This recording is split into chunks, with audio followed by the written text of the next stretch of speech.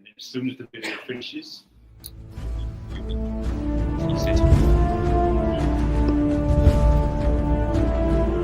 oh, we're on. Okay. This session is called Breaking Down Barriers to Entry, Ethnicity, Age, and Adaptive Athletes. So first we're going to start with a few introductions, and we'll start at the end of the table. You can introduce yourself. Hi, I'm Shea Aquilano. I currently live in Boulder, Colorado, and I'm here representing the Trail Team, which is a youth athlete development program based out of Boulder, but has athletes all across the U.S. Aimed at helping kids aged 20 to 30 post-collegiately and to fill the pipeline from collegiate track, cross country, into trail running. Hi, my name is, my name is Paulette Odenthal. I'm from Minnesota. I am the Roadrunner Club of America, Minnesota State. I'm also a long-time race director of large and small races, currently smaller trail races. It's a passion of mine.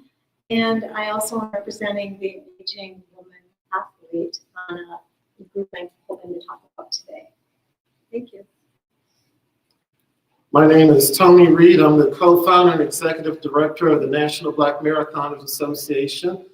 We were founded in 2004, and I was also on the board of directors of Running USA and currently on the advisory council for the Dallas Marathon.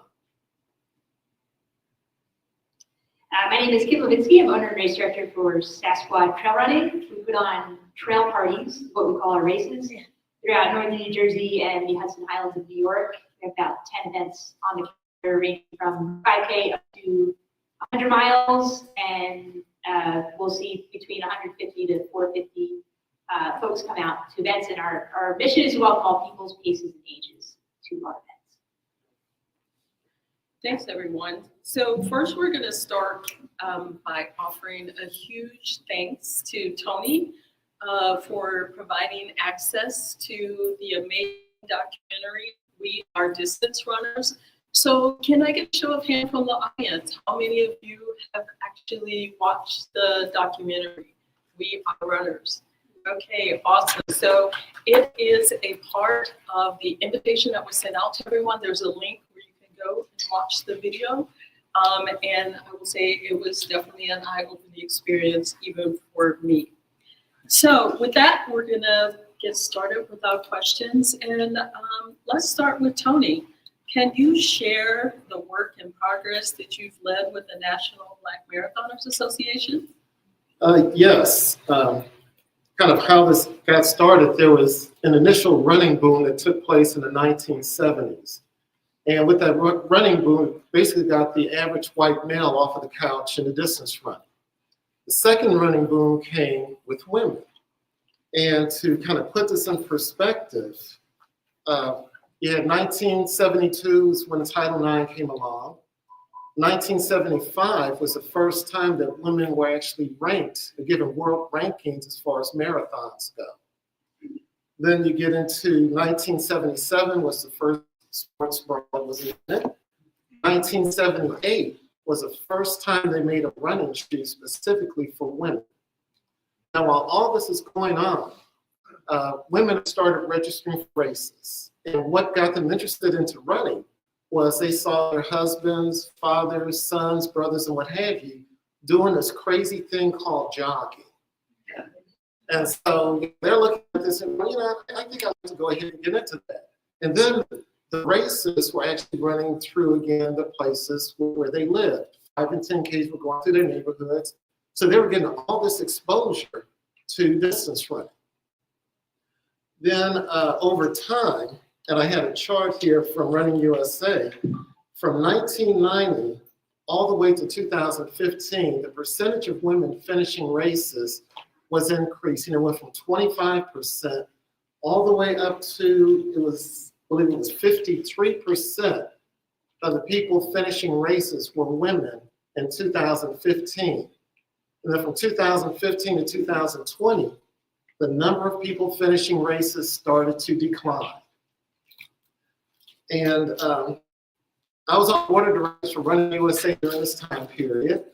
And there were some big discussions about, well, we need to bring more millennials into distance running. And I was looking at this and saying, you're literally looking at the wrong place. The third running boom is going to be ethnic minorities. At that time, ethnic minorities represented only 10% of the core distance runners in this country, but they represented 28% of the US population. If you looked at the 2010 census, 49.9% of the children 5 years old and under were ethnic minorities. 49.9%. That, you're looking at an untapped market. Using information from 2014, if the average entry fee for a race was $75, the industry lost between $253 million and $323 million of lost opportunity because they had not tapped in to this ethnic minority market. That is a lot of money. If you're focusing just on bringing in anyone other than ethnic minorities, you're going to end up losing a lot of money. But getting ethnic minorities in the distance run is going to be different from bringing women in. Why? Because the races don't run through our neighborhoods. We didn't have any role models. And so, yeah, those are the two major reasons. So one of the things we did was we embarked on an education program, again, to bring in more role models. When I was at the starting line of my very first marathon in 1982, there were about 4 blacks in the race of approximately 400 runners. The white runners around me were telling me that I was literally in the wrong race and I should be running shorter distances. But what they didn't know was I had a role model. That role model was Dick Gregory. How many of you have ever heard of Dick Gregory? Okay, so in 1976, Dick Gregory ran from LA to New York, averaged over 40 miles a day for 71 days. I'm literally at the starting line thinking, if Dick Gregory can run over 40 miles for 71 days, what's 26.2 miles in one day? And I went ahead and finished. So with the National Black Marathon Association, we started what's called the National Black Distance Running Hall of Fame. And we wanted to create role models for African-American distance runners. The first year that we had the Hall of Fame was in 2013. And 2 of the people that we inducted focused on trail running. Frederick Davis III, has anyone ever heard of Fred? And Angela Ivory, who passed away. 2 years later, we inducted another trail runner into the Black Distance Running Hall of Fame, and that is Lisa Felder back there. She was inducted in 2015. Last year, we focused on trail runners, and we inducted Lisa Davis. Lisa Davis has run now over 200 marathons in all 50 states. She held the Guinness Book of Records for running marathons in all 7 continents in 7 days, 30 minutes, and 27 seconds. And we inducted a gentleman named Joseph Gray. Has anyone ever heard of Joseph Gray? Okay, we inducted him last year. Because what we want to do is we want to create role models. Now, we also have what's called, we offer achievement awards to our members. And we offer these achievement awards just to highlight different goals that people can pursue. It puts us in perspective. When we started in 2004, we only had 3 members that were members of Marathon Maniacs or Half Fanatics. Now we have over 200. We give an awards for individuals who have qualified for and completed 3 Boston marathons. Prior to our start, we had 3. Today, there's 62. Members who have completed over 100 marathons or half marathons, there were only 3 people before 2004. There are 27 people that have done it today. Looking at people finishing 50 states, we only had 1 person ever finish 50 states before 2004. Now there are 47. All of this comes from, again, providing role models. I'm the first Black in the world to run marathons on all 7 continents, and when I did it, I was literally the only Black in the entire tour group. Members of the Black Marathoners Association were coming up to me and saying, hey, you know, I would love to do an international race, but I don't want to be the only one there. So we took that on and we said, okay, we're going to start doing international summits every other year. We did Moshi, we did the Mount Kilimanjaro Marathon in Oshi. Last month, we had over 100 members participating in the Sydney Marathon.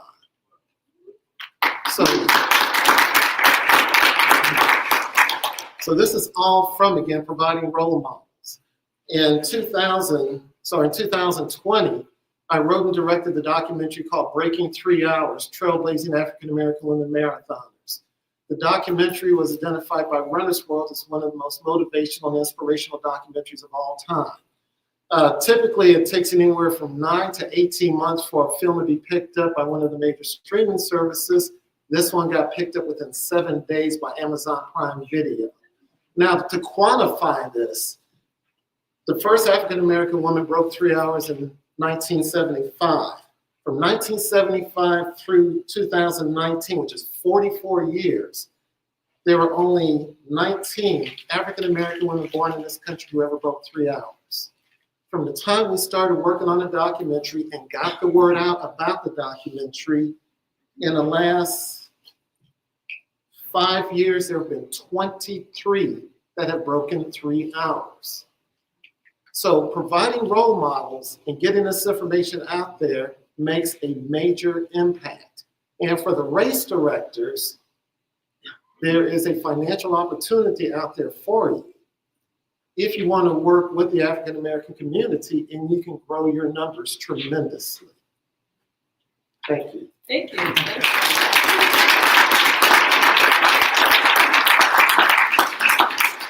That's a great segue to our next question. So this is for all of the panelists.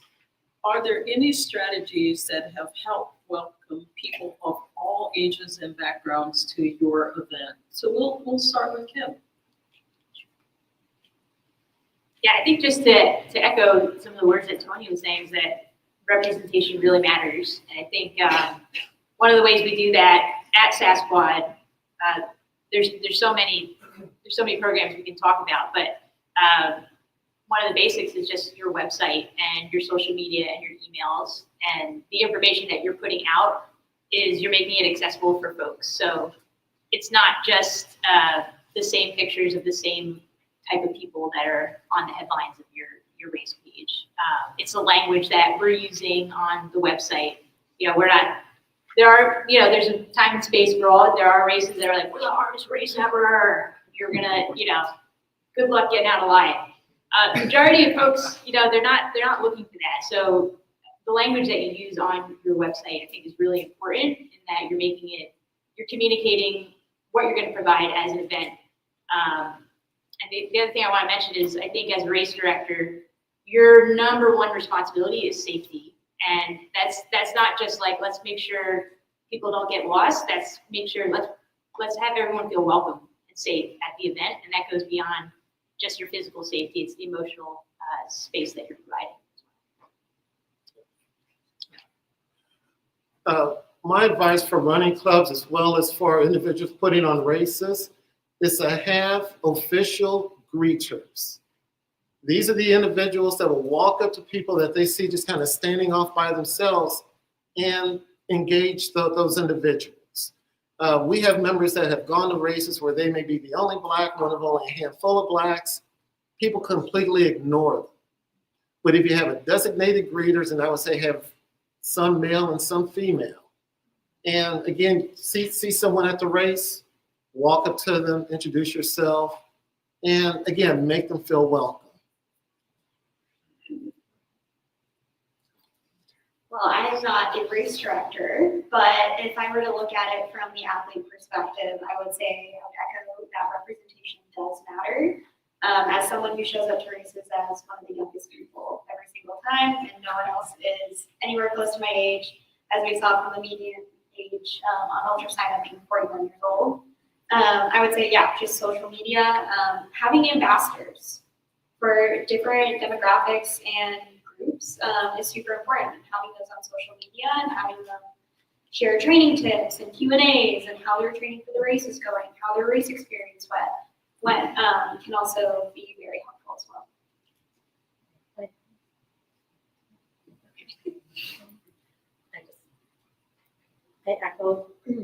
I echo that representation of any age group and any ability is absolutely crucial to running an event where you want people to feel welcome. And I'm talking more about the aging athlete and the aging woman athlete. I don't know if it's time yet to talk about that. Do you want me to just go on? Yeah, so can you tell us a little bit about how you've been working to break down barriers for the aging woman athlete? Okay. This has been probably 10 years in the making. And I wish I would have started this 8 or 10 years ago, frankly. But I've had a little bit of courage problem with doing this because you do feel a little bit isolated. And what I'm saying is there's a percent of the population that fits the demographic of being active, vibrant, intelligent, and capable women that are 55 plus and postmenopausal. Ooh, the M word. But true, postmenopausal, that suddenly look at ourselves and ask, what is happening to me? Physically, psychologically, and physiologically. All of those things rolled into one. I'm not as fast as I used to be. I'm not as lean as I used to be. I'm not as limber. And the list goes on and on. With that said, this is the reason why spearheading and founding a program called BOLD, BOLD, which stands for Busting Old Limitations Deliberately, meant specifically for the 55 plus, always active woman. And these women are vibrant, capable, intelligent, and mostly fit, have been active all their lives, almost many decades, and suddenly come to a place where they're feeling a little bit more invisible. There's not as many people my age here at this race. Am I going to even make cutoff? Should I even be here? And all those sort of things that happen internally and even within our heads that are a little bit of toxic sort of thinking, that the BOLD group is to kind of give voice and acknowledgement to the aging woman athlete that still can do things and wants to be active, but there are challenges, and many of them are silent challenges, and giving a voice to this demographic and a place of resources and shared experiences for us and the future coming up behind us, meaning all the women that are aging. All of us have one thing in common. We were all 20 and 30 and 40, right? I mean, we all just get older every day, and when we're active and we're trying to do things in our lives to stay active and fit, there's a lot of challenges that happen specifically to the woman who's going through and has gone through menopause. I mean, I know a lot of it isn't talked about unless you're in your little tiny circle running on the trails and such, and where you might feel like you can share things. But I think it's time to give a voice to this, because even our physicians, most of them, it's a silent majority. They don't really acknowledge it. They don't know how to. And I was even told by a doctor at the Mayo Clinic, and he flat out came out and said, look, he said, we don't do enough studies, if any, on women like you, meaning that are aging, that are older, that have gone through these things. And we don't, they do it on males, but there's not enough of us per se for them to do studies on. And so there's not that many answers, but all of us have all of these shared experiences. So like I said, the one thing this group has in common, BOLD, is that we're younger, we've all maintained activity throughout the years, and suddenly are looking at things like what is happening and how do I deal with these challenges. And there's so many, whether it's osteoporosis, whether it's hormone replacement, whether it's, I mean, the list could go on the number of things that I know that all the women in this room already know what I'm talking about without even saying anything, because we all share certain experiences leading up to this. So I will say that this is brand new, and I've been thinking about it for a long time, and finally decided to reach out into my orbit of people that I know and women I know in my Twin Cities area. And I finally called a meeting in June of this year, so it's just a few months ago. And all the women fit this profile of being intelligent, active, fit, capable women, and none of the women in this age group, me included, want to go to meetings. We had enough meetings. And meetings for meeting's sake is never fun, right? But this particular meeting, of the 25 or 30 women that I reached out to that I knew fit this demographic, this particular meeting on a beautiful summer night in Minnesota, which is rare, 21 women showed up to this meeting, 21, 22, me included, to talk about this and understand what this was, and they all knew that they wanted to be a part of it. So 21 women that don't have time for meetings but want to have time for this and to know how we could be a collective resource, not only for us in the group, but for the women coming up behind us. So the women coming up behind us, the women that are turning 40 and 50 and so on, and will end up being postmenopausal and going through everything. So we want to be a resource group, and we want to be able to provide this kind of programming for all the women coming up, including us. And that's the reason behind the goal, busting old limitations deliberately, not necessarily the emphasis on old as age, but old limitations of feeling like, well, there's limits and maybe you shouldn't be doing this anymore. Or doctors saying, well, or maybe you're just getting too old. I mean, I think I heard that when I was 30 years old as a college athlete. Maybe you're too young or getting too old for this type of thing. So that's the reasoning for BOLD, and I think that there's a lot of promise, and the second meeting will be the end of November, and I look forward to what kind of reception and what kind of visibility we can give this and how we can broadcast this. I'm not going to let you off that easy. So, so what do you think, what would you like for race directors to do to help support older women in terms of their event?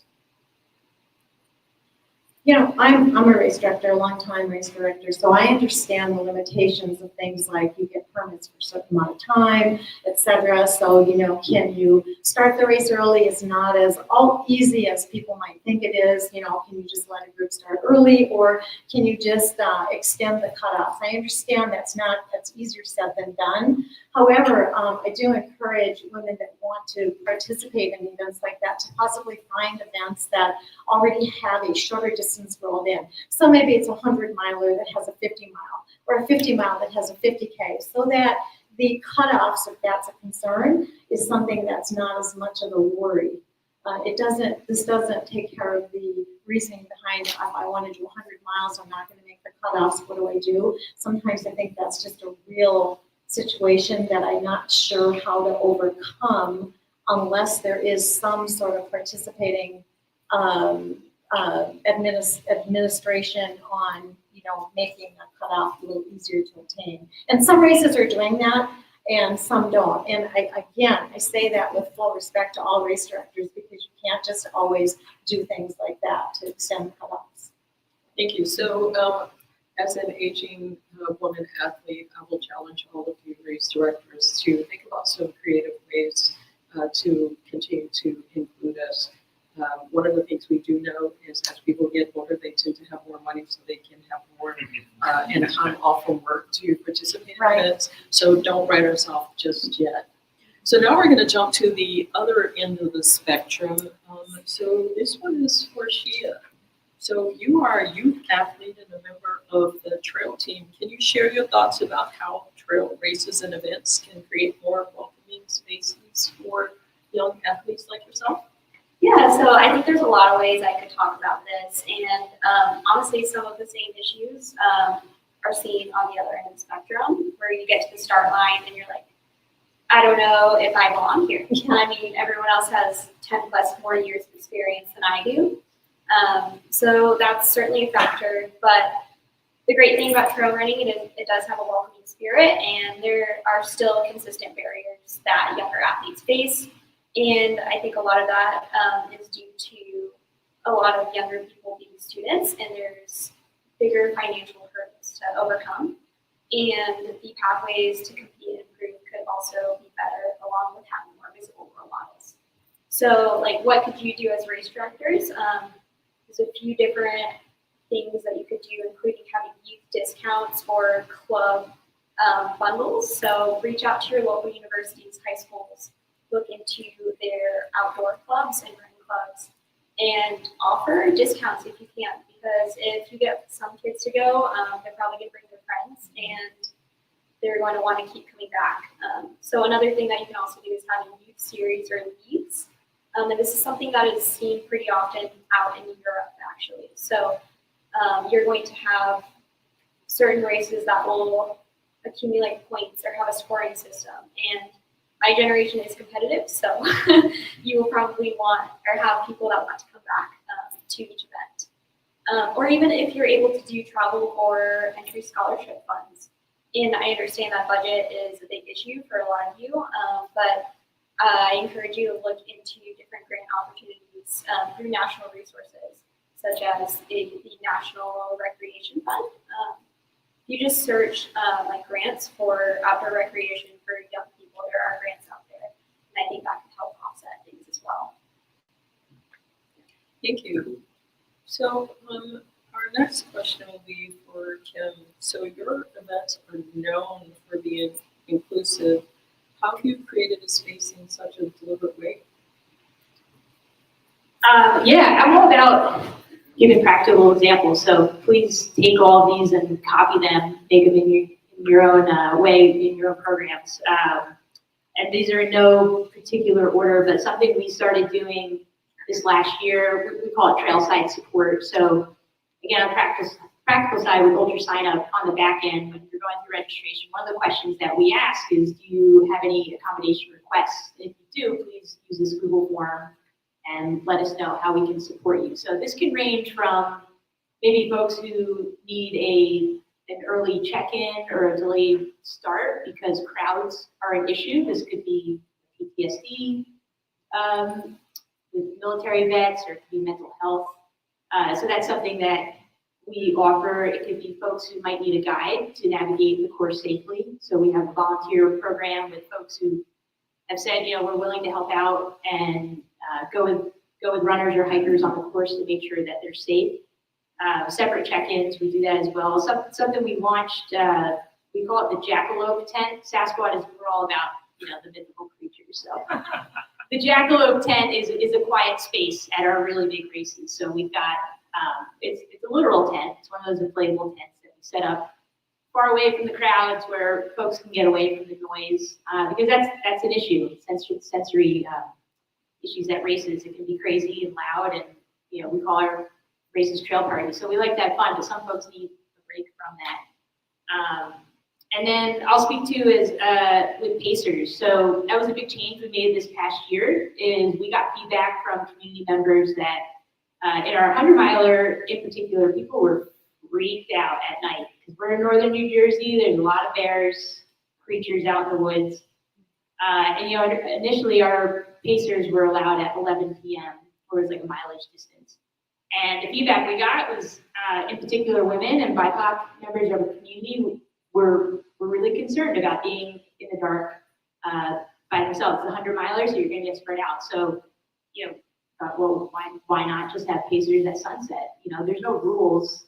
I mean, a lot of races will have a rule, like maybe it's the 100K, but you don't have to do that. So we started doing that for all of our races now, where it doesn't matter the distance. If you're on the course after sunset, you can have a pacer. And that's the same, we offer that for athletes over the age of 60, you can have a pacer at any time, and athletes with disabilities as well can have a pacer at any time. So I think we're going to talk about adaptive athletes later.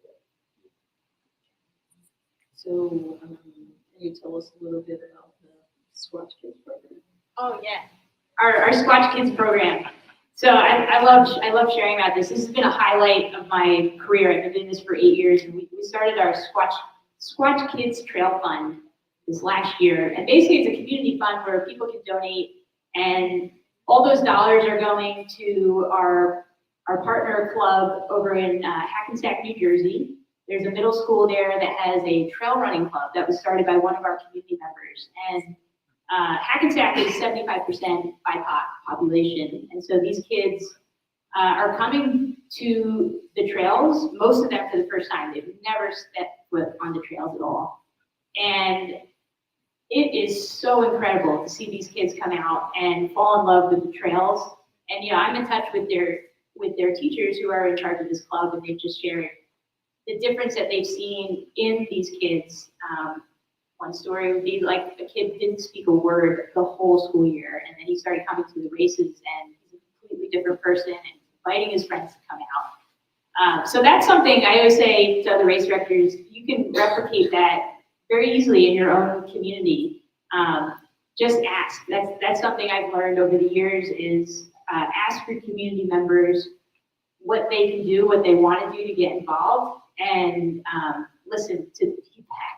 That's the important thing. You can ask and maybe not listen, but ask and listen to what they're actually saying. And I think the real magic happens, at least for me, what I found in the last 8 years is the real magic has happened in our community when I've taken a step back.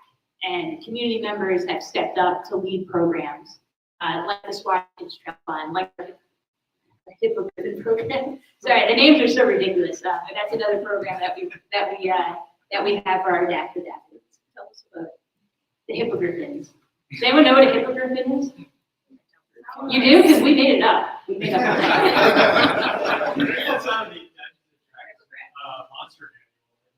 Yeah, it is a nod to the Harry Potter nerds and videos down here. All right. So our Hippogriffin program, again, this was an idea that came from community members. Where basically we are providing volunteers that are trained guides. We have a program where we're doing some training with them, and they're being matched up with athletes who have a disability. So initially the idea was we were gonna do a couple meetups, and then we would all get together at our big race in November. And again, this is one of those things where you start with an idea, and I think it's so important as race directors to be flexible and to hear feedback. So after the first meetup, we had those athletes, and several of them were kids, so their parents were involved. They were like, yeah, we don't care about the race. We just want to keep coming. Like, we want to be out. But the feedback we heard is like, we don't have opportunities to do this, to go out onto the trails. And so we turned it into like, okay, let's do it. We're going to do it monthly. We're still going to meet up at the race, but now it's turned into a monthly meetup where, again, like, I mean, races are cool when you see people achieve distance PRs and stuff, but to see kids and adults come out and didn't have access to the trails before, and now they're getting to experience that, it's an incredible thing to witness. So again, that's something that I think we can all replicate in our communities. Paulette said the M word, that applies. So I think that speaks to like, we shouldn't be afraid to say words like, disability, BIPOC. That's something that I have learned too over these last few years with the Adaptive Athletes program. Don't be afraid to say the word disabled. Like, those people want to come out and be on the trail and just have the opportunity to do that. I think that's what I've learned too, is there's a lot of programs out there for kids, but not a lot for young adults who might have a disability. So we've seen a real need in that in our community. So can you tell us just a little bit about like how people are paired with the athletes? So if someone else is thinking about replicating this, how does it work? Do you advertise that, hey, we're looking for ambassadors or teammates or partners to match with people? Tell us about that. That's a great question too. I'm happy to share all this on the back end as well. I can share the Google forms that we use. Basically, we put out a Google form for athletes to fill out. We call it an athlete application, and it goes through a series of questions where we're asking, please tell us about your disability, what accommodations might you need. For kids who might be neurodiverse, we're asking questions like, what are things that get you really excited, like maybe you're passionate about, like it could be Legos or trains or music, or what are things that are like, no, don't talk about, avoid those topics. So we're collecting all this data, we have this information, and then with our volunteers, we're going back with that info and trying to pair up who would be a great fit. And most of the volunteers, again, it's like we're putting the word out there, and the folks that are coming to volunteer, a lot of them are in that space where they are, maybe they're OTs, they're PTs, or they're teachers in special ed where they already have that background, but we do have plenty of folks who don't have a background at all in that, and they're just coming to get plugged in. That sounds like an amazing program. I'm sure the rest of the audience would be, open to hearing more details, so they might be active. Before we open it up and take some questions, I wanted to ask like a global question for the group. If you could think of one thing that race directors might do to create more inclusive spaces at their events, what is one thing that you would suggest that they do? We can start with Shea and work on it. Someone else want to go first? I can have. You want to go first? Yeah. Okay. Okay. I think one of the biggest things that I've seen over the last couple of years is sending out surveys. Again, is asking for feedback, and because you can make an assumption about what your community members might want or need. But there's sometimes where our ideas suck, and like you throw them out, and runners like these are terrible ideas. So I think asking for that feedback from your community members to see what they might need and what they might want is important. I mean, I can throw out some other, like, we were talking in the previous group about the accessibility issue with communication. And for folks who don't speak English as their first language, having Spanish translations available. Imagine getting a race email and you can't read it, you can't understand it. I mean, that's, at bare minimum, is a safety concern that we should all have. So things like that, we send out surveys about dietary concerns. That's been mind-blowing. The last race we had, there were 440 people, and 30% had dietary restrictions: vegan, gluten-free, vegetarian. And again, as a race director, like, that's something you really want to know. Like, if 30% of, I don't know the math, 30% of 440 people can't eat at your aid station, like, that sucks. So again, tangible stuff thrown out. Yeah, the other thing too is if you're not able to ask about a person's ethnic background on the race registration form, you can ask about it on the feedback form. So that's another place where you can capture that type of information and not only capture it, but do something about it, follow up with it.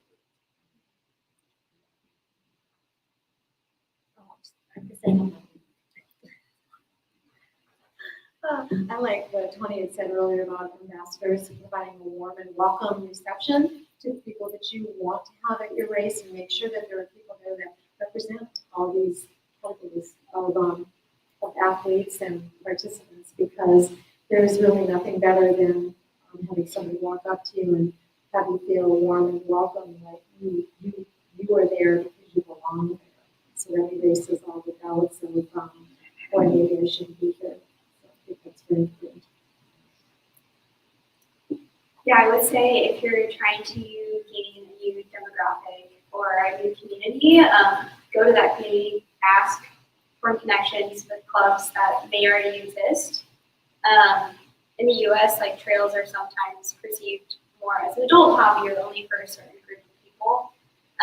And that can make a lot of people feel alienated or isolated. So I think it's also important to remember that while one group may be the future of the sport, like young people, we're also in the sport now, and there is interest, and you just need to go ask and form those connections, and the rest will follow. Okay, so now I'm gonna open up the floor. I think Sophia had a question. I didn't realize you. It was a question for Kim. Do I can shout. Yeah. Can anyone, what sort of training is required for guide runners, and can anyone do that? Like, what would I look up? What would I look up in my area to access that? Is it online? Well, for ours, it's hyper local. It's Sassquad in the greater New York City area. But there's definitely organizations like Achilles comes to mind. I know that they're very active, primarily road running, but we're in chats with them now about expanding into the trails, because there's definitely a need for that. So I would probably start with Achilles. Is great. I know that's definitely a national program. Is it like a certification or just like a quick training? I don't know what Achilles process is. Maybe somebody here can speak to that. Kind of have a little bit idea, but like they usually have like people who train their own. So for example, in Nashville, they just have like a couple like really experienced athletes who has have some knowledge about science or like also different ways to dive, and they just hate it. And they are that train other people who just want to join them. I would say they might be out of any other big city because they are huge. Just on that front, so Affiliate International is a great place to start. I believe there's 40 chapters in North America. How it functions in New York is essentially there's 2 workouts every week, one cycling and one running, and guys sign up ahead of time, and they all meet at Engineers Gate, and there's 1 runner or 2 runners, depending on what the needs of the disabled athlete are, and their work is really, really well documented. The other one that I would encourage folks to check out is Challenge Athletes Foundation. They do a lot of work in multi-sport. They actually have an entire Challenge Athlete Foundation triathlon that takes place in San Diego every year. They do a ton of work with disabled veterans, people who are coming from sort of a different background than Achilles. Those are both great examples. Thank you. Are there any other questions for the panel? Rob? Got one, Paulette. So you mentioned bold earlier, and I know you talked about it a little bit before. Is it your goal to expand bold or maybe create a certification to where like certain races might be bold approved, like Trail Sisters or something like that? So then those women that you're targeting, that you mentioned before, would know what type of events that you would support, something like that? I love that idea. This is all new, and all the ideas, the women that came to the meeting were, I said, 21 amazing women. It was a powerful, magical meeting where everybody shared a lot of things that are concerns, and the age range was 58 to 78. And that was pretty amazing. And the shared information was very magical, actually, and very intimate for a meeting that seems like 21 people, seems like a lot, but seemed kind of intimate, actually. It was pretty amazing. So that was very inspirational in keeping this going and knowing that, you know, they say that one of the definitions of success is to find a need and then fill it. And I feel like this is a need that should be filled and can be filled, and there's a lot of opportunity and options. And that, my friend, is one of them that I think is an amazing idea that I'm going to bring to the table. Thank you. For Shea, Shea. excuse me. I've reached out to a lot of our high school and college cross-country coaches saying, hey, come to our trail run. And every single one of them responded, I don't want my athletes to get hurt. It's a big perception of it's too dangerous. I can't have my kids get out there, especially my top runners. Are there any resources or language that you use to kind of break down those perceived barriers and dangers? Yeah, honestly, sometimes cross-country and track coaches will just like refuse in general, and there's nothing you can really do about that. You can send them a link to the trail team website. You can also come up and ask me. I can provide my email. You're welcome to share that as well. But I would actually encourage you to reach out to more of like the outdoor clubs because they will probably be more likely to come out and do these events, or if there's a running club, not necessarily like a Division I team. But yes, yeah, feel free to reach out to me after and provide some contact information. We have, along those lines, there are more and more college running clubs that are not part of the, track and not doing track and cross country. So for instance, Western State College in Colorado, they have 32 of their college athletes just running hard race, high school marathon, and it's definitely growing sport among various colleges. So that's an opportunity to tap into as well. Whether or not those college coaches say no, my kids can't run because it's their season. Thank you. So we have time for maybe 1 or 2 more questions. I'm just eating up everybody's airtime today. I'd be very curious to hear from the panel about partnerships with race directors or organizations that you feel have been particularly successful. Tony, please correct me if I'm wrong, but I think you did something with Open Marathon last year. Yes. And so as an organization, we meet up at a different location around the country once a year, instead of meeting at kind of the same race location every year. So it gives our members an opportunity to experience different parts of the country, to experience different types of races. Like we did the Lost Dutchman Marathon one year. We did the Deadwood Nicholson, because for a lot of runners, the only marathons there are in the country is New York, Boston, and Chicago. And there are no other marathons. So we literally go after races that they may not have ordinarily have ever gone to. I remember when we picked the Deadwood Nicholson Marathon, people said, why in the world would you go to South Dakota to run a race? And we said, have you ever seen Mount Rushmore? They go, no. It's there. I said, oh, okay. So, yeah. So Tony, have you guys gone to any ultra marathons or trail races? Have you brought your group up to? Ooh, that's a good question. The answer is yes. The Dallas Marathon has a 50K. So we have been at the Dallas Marathon. I don't know if you would consider the Lost Dutchman trail race or the Deadwood Nicholson. But they definitely were not run surrounded by tall buildings. You're just out there.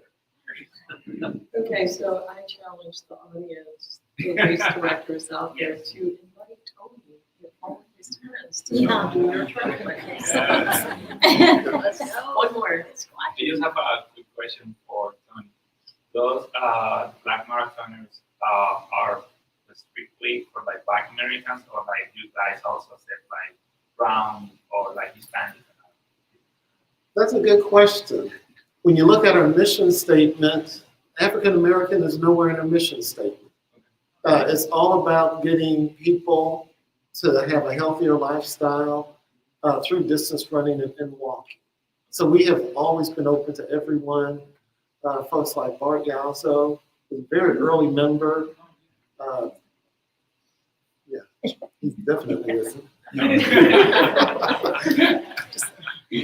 And in fact, we've actually helped other organizations get started. Because if you think about back in 2004, there were no national Black ethnic running organizations. We were the first ones.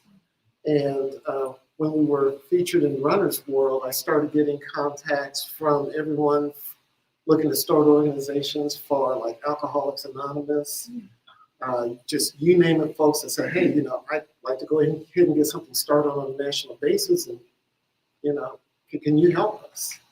So there were a lot of organizations back in the day that we literally helped plant the seeds for those groups. All right. Thank you. Thanks everyone for their attention.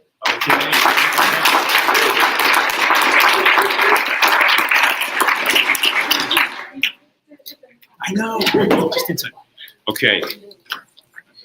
I'm gonna stop the stream.